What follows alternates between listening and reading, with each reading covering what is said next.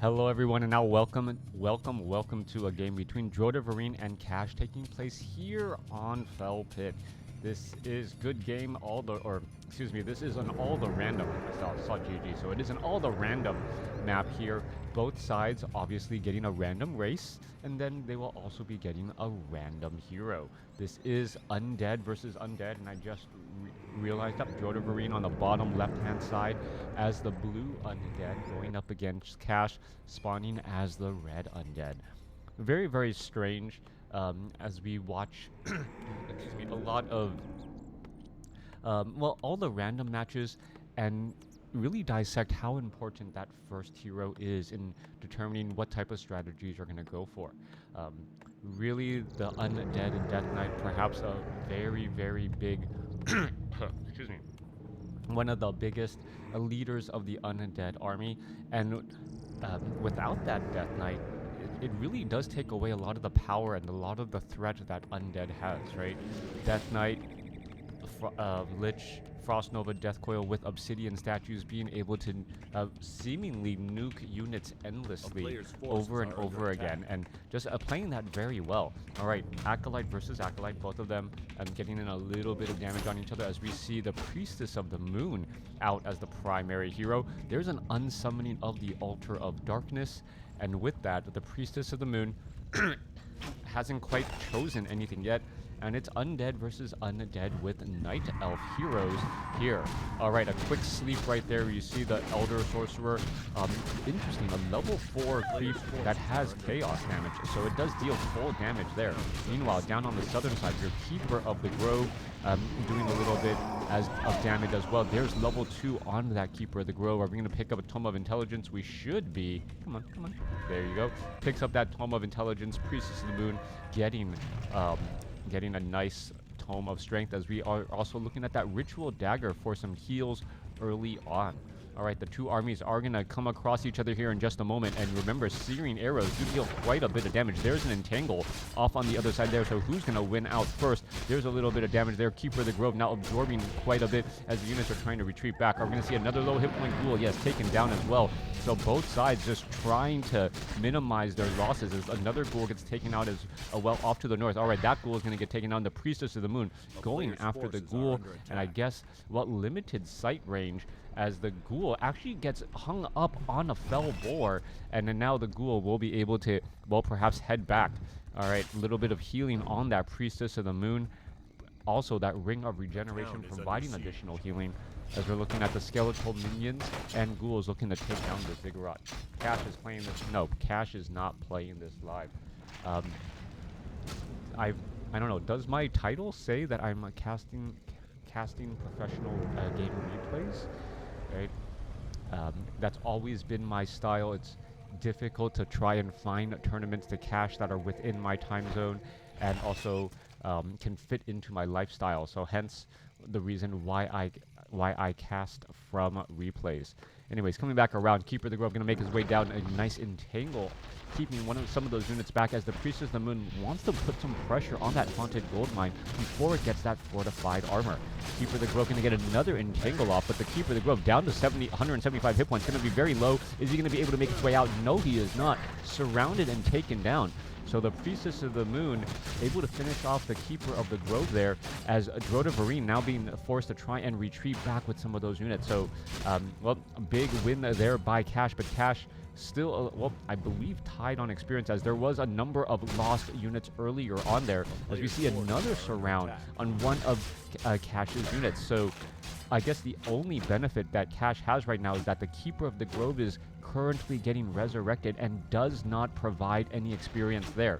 Alright, there's some, slow towering from that Nerubian tower, and making those movement speeds just a little bit less there.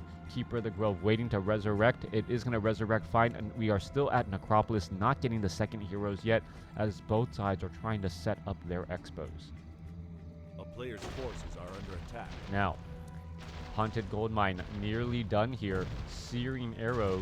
And now in comes some more ghouls as well. That is going to be some big damage. Acolytes perhaps going to come back over, perhaps try and repair here as well, as the Haunted Gold Mine now completed. More ghouls making their way over. That ghoul going to finish off another Acolyte. More ghouls still making their way again as the Keeper of the Grove. Well, is it going to be able to get off some easy, strong entangles? There's a little bit more damage on that Priestess of the Moon. Does have that Ring of Regeneration that we mentioned earlier, as we're looking at more damage coming down again. All right, a big surround there. Low hit point ghoul getting picked off. Priestess of the Moon getting very close to level 3. Same thing with the Keeper of the Grove. Level 3 is going to be key there, and there was a big denying that little bit of experience for Drotaverine for an even more powerful entangle.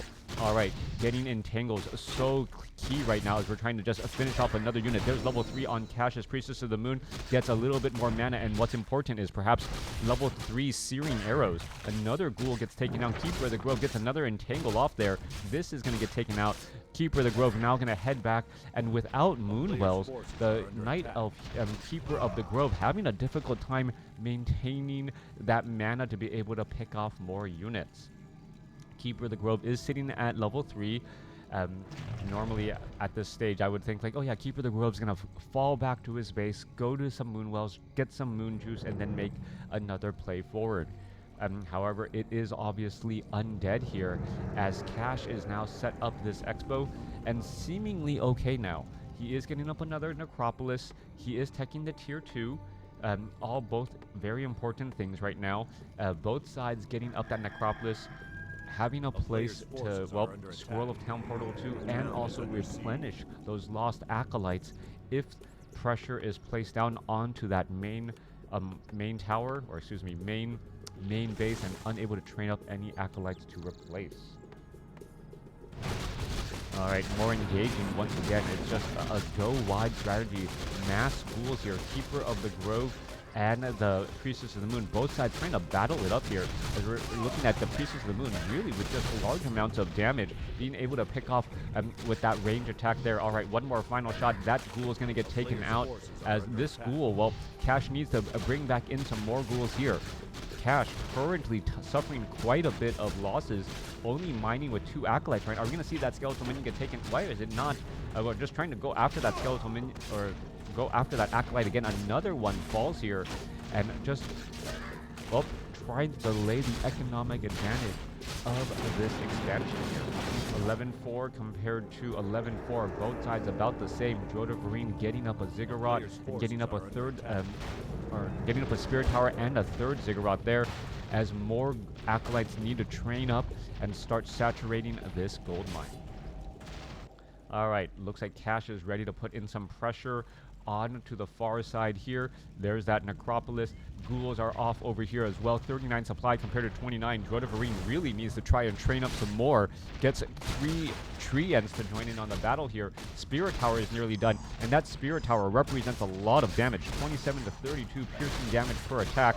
And Acolytes will get lost here, but with Drotaverine's well, Necropolis nearby, these units should, well, replace fairly quickly. Alright, Nerubian Tower, a little bit more damage. Keeper of the Grove trying to make its way back over. We're going to see some more damage go down onto that Keeper of the Grove again.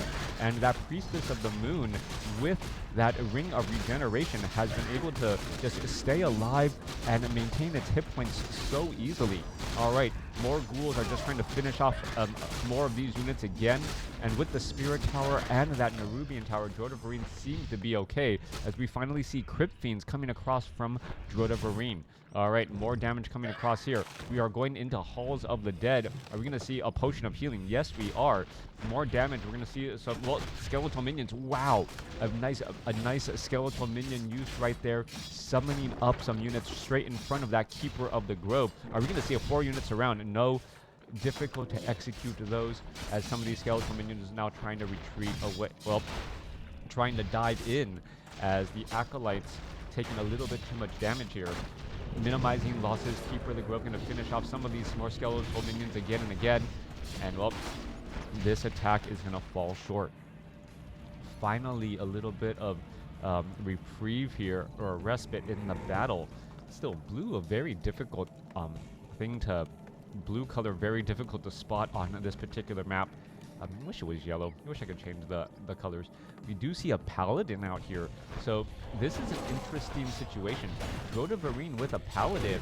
If he does also get the obsidian statue, he's going to be able to heal up the Keeper of the Grove while nuking his own opponent's units. That is going to be incredibly important for that paladin.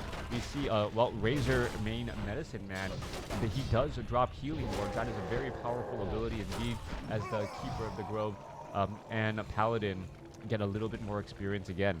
Claws of attack +8 given to the Keeper of the Grove. And meanwhile, still more creeping underway. Priestess of the Moon does get to level 4. Do we see a second hero coming across? Yes, we do. Needing about another 15 seconds, as the Keeper of the Grove should be able to get to level 4, and maybe that paladin will get to level 2. Alright, a little bit more nuking again, a little bit of damage. There's a double level up there. That is going to be a big deal, as we see well, Devotion Aura being chosen as the ability. Alright, Blood Fiend. The Paladin could actually start nuking some of these units here. Priestess of the Moon now making its way back over. We can see a Broodmother also out here as well. A Broodmother, not necessarily the hero that you, or the mercenary that you actually want. It does spawn additional units after it dies, but sometimes it's those situations that you don't want to have to see that ability first, as we're looking at more damage go down. Yep, there's going to be 2 additional spiders that can summoned up, and that's just going to continue to give even more experience to the Keeper of the Grove and that paladin. Alright, Razor main medicine man. Oh, this is an interesting situation to be in. The obsidian statue, if it's just on essence of mana, can give mana to the Razor main medicine man and also the paladin. And with mana on the Razor main medicine man, that's extremely mana efficient for the obsidian statue, as this guy here can, well, place down a healing ward and just essentially keep everything alive. Alright, we see the Goblin Alchemist as the second hero by Cash. We've seen how important a Goblin Alchemist can be in these games where Transmute does come into play. But, well, as the second hero, so much more difficult to try and get it to level 6. Paladin already sitting at level 3 right now, as the Keeper of the Grove does have an Orb of Corruption. And, well, there goes some more units again. Units being forced, or heroes being forced to check the creep camps. Make sure there are no tomes being left behind. Alright, coming back here, obsidian statues hugging around the corner. Nether, dragons, hatchling. Goblin Alchemist sitting at level 2 does have a Book of the Dead. Can summon up some units quickly. Keeper of the Grove, well, easily clearing out that guy there. Another Tome of Strength. Paladin also with healing wards as well. So we have healing wards on the Paladin.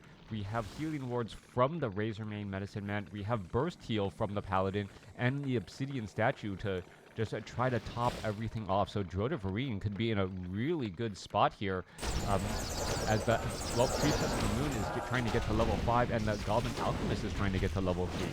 So lots of healing to go around between Healing Spray and these obsidian statues as well for Cash. More and more of these creep camps are still getting cleared up. Ghouls waiting to join in on the fight. We are looking at 1-0 weapon upgrades for those Crypt Fiends as an engagement, well, just waiting to happen between these two players. Double Tome. Are we going to see? Yep, the Alchemist picks up the Tome there, and we have a Medallion of Courage. Big item for that Alchemist, both strength-based, but also getting some more intelligence for all of those big spells. All right. Sasquatch, Paladin being forced to kind of retreat back here. Both sides going to fight and engage. There's some Devour Magic. There's some webbing down.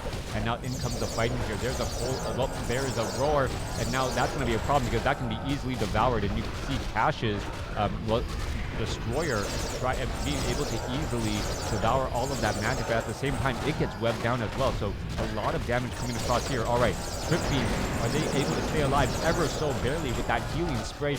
Even with the Roar, there goes one, there goes another, and there goes a third. Wow, 3 Crypt Fiends fall in quick simultaneous fashion like dominoes, as we see another Entangle go down as well. Healing Spray trying to keep the units alive. There goes another Crypt Fiend again. Keeper of the Grove is in a good spot here. Are we going to see another Entangle?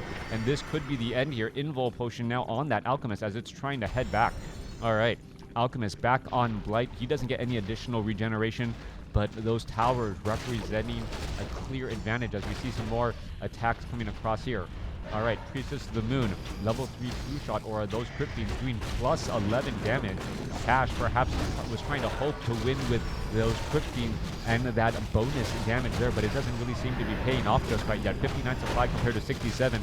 Who's going to win out in this battle? We see Dreadlord as the third and final hero. Level 5, level 4 compared to 5, 3, 1. As more healing wards coming down as the, well, Dreadlord somehow still staying alive. How is it doing this? Down to 17 hit points and still alive for now. Meanwhile, Goblin Alchemist falls at level 3. And is that another domino falling here? Dreadlord is going to try to throw another carry on to him. There's a little bit of damage. Dreadlord trying to retreat back here. And, well, it looks like he's just lost control of that Dreadlord. Dreadlord falls at level 1. And I believe this is the end now. Cash not going to be able to easily hold this position. 32 supply compared to 58. The Priestess of the Moon and that True Shot aura working together, not enough to well, lift those Crypt Fiends and be able to focus things down. I believe it was just too much constant healing, and the fact that the Paladin also had a Devotion aura to try and cover and offer a little bit of protection for those Crypt Fiends, on top of, well, being able to nuke with that Paladin as well to get those Crypt Fiends into a danger zone to be focus fired. Let me know what you guys thought about this all the random game between Cash and Drotaverine.